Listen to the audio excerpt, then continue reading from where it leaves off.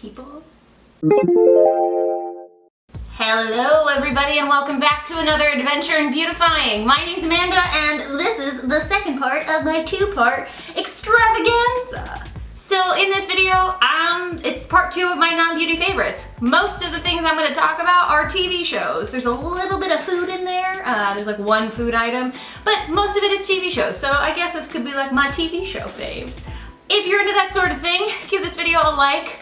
If you're into me, what's your number? Or just subscribe. Honestly, you can communicate to me the same way. I'ma shut up now so we can get into part numero 2. So one of my favorite television shows of all time, but especially this season, was Girls.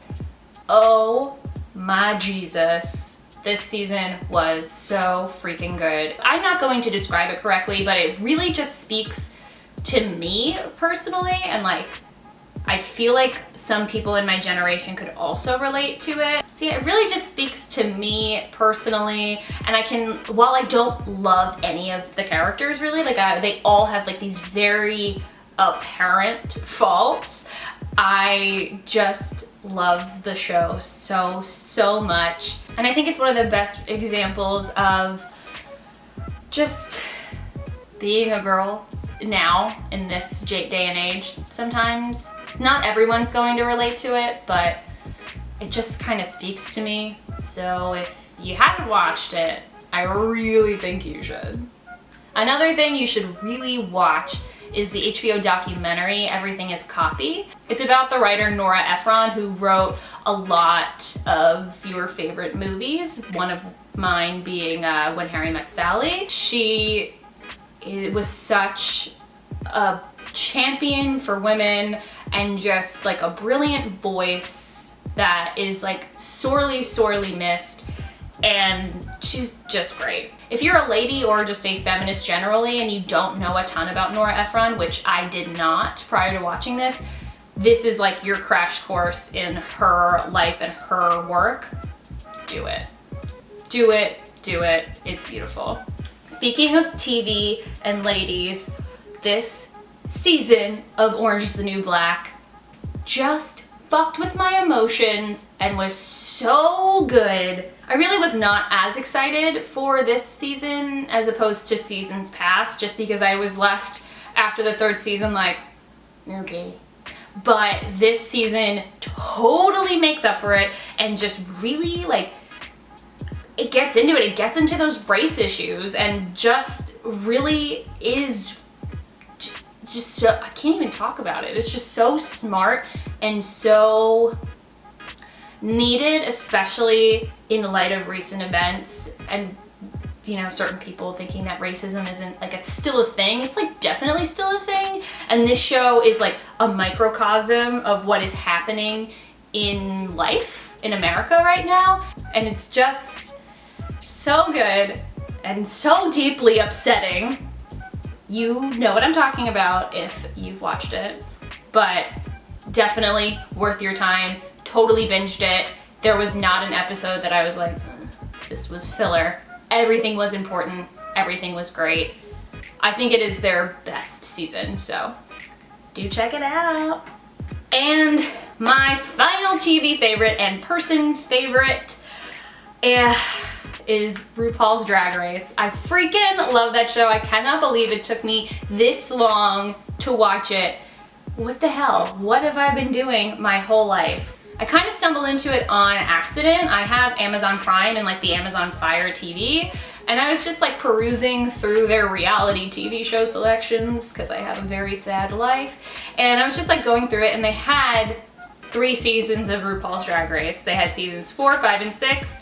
I started with 4 and I completely fell in love with it. If you've never watched the show, it's like Top Model and Project Runway melded into one show with really fabulous dudes who just like are completely themselves. It's so much better than any other reality show because it just, I mean, like, it takes a lot of balls to like be yourself in life, just like as generally, but these men are literally completely going against like gender norms on national television. And it really spoke to me at like a very weird time when I like first moved to New York, and I was like, who am I? What am I doing? I feel really creatively stifled. I don't know how to be myself. And then I watched this show, and it's just so incredible. Not only is it just like entertaining on like a general base value, you know, like it's classic reality TV. You have like the drama and like the cattiness and just the challenges themselves. Like it is a formulaic reality TV show, but it's so much deeper than that, and it just like speaks to me. I freaking love it. If you haven't watched it, you need to. You also need to really invest your time in just like researching RuPaul himself.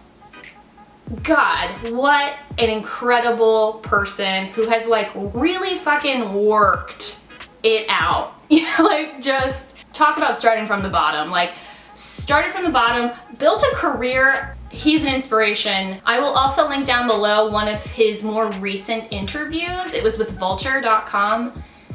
It is honestly like a life-affirming freaking interview. Like it just, I love the way he like kind of doesn't give a fuck, but like gives a fuck. He just is himself.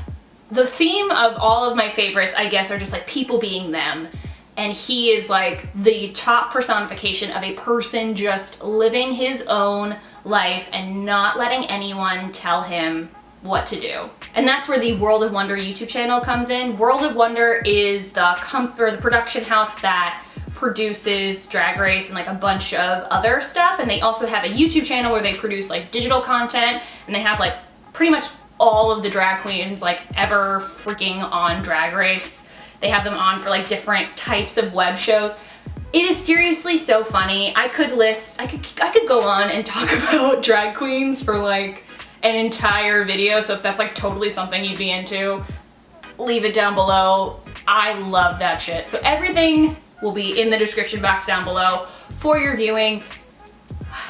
I just need other people to like what I like. I just need people to talk to. I just need friends, okay? It's really why I'm making this video.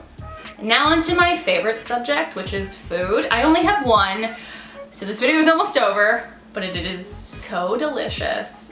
And if you don't have these near you, I honestly feel for you, because for a while I didn't have them at every grocery store, and now I have them at every grocery store, and it's like, it's the reason I've gained 10 pounds in a month, so like, hold on.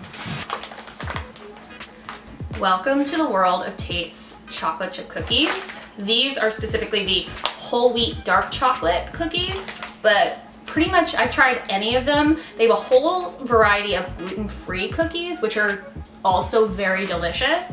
These are my go-to favorites generally, just because I like the sound of whole wheat flour and I just prefer dark chocolate. So they're crispy cookies, but they have the same taste like a soft batch cookie. I don't know how they do it. They really taste homemade. It doesn't make sense to me. And like, they're just a delight, honestly. I probably should show you what they look like at least, you know? So they're just these like delightfully crispy, thin cookies that you could pretty much eat all of in one sitting, which is a bit of a problem. I don't do that, so like, don't worry. Run, don't walk, people. These are delightful. And that is it for part 2 of my 2-part non-beauty faves series. If you liked this video and you want to see more non-beauty favorites, or if you're like, Amanda, where the fuck are these beauty videos? Give this video a like. If you like me, subscribe to this channel. If you want to follow me on social media sites, all those links will be listed in the description box down below. Thank you guys so much for watching, and I will see you in my next video. Bye! I love you.